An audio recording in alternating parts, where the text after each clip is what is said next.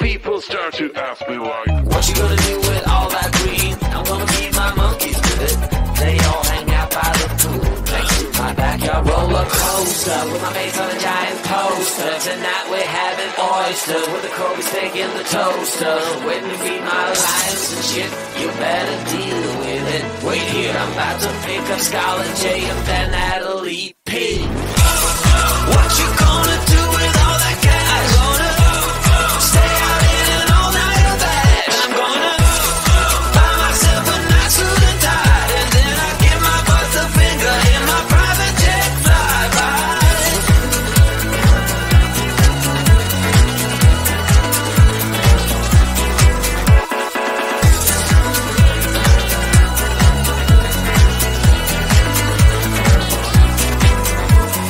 What you gonna do with all that green? I'm gonna feed my monkeys with it.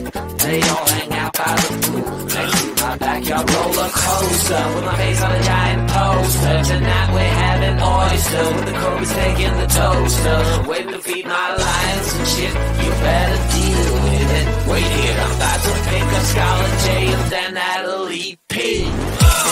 What you gonna do with all that cash? Gonna stay out in an all-nighter bed. I'm gonna buy myself a nice suit and tie, and then I give my boss the finger in my private jet flyby. What you gonna do with all that cash? Gonna stay out in an all-nighter bed. I'm gonna buy myself a nice suit and tie.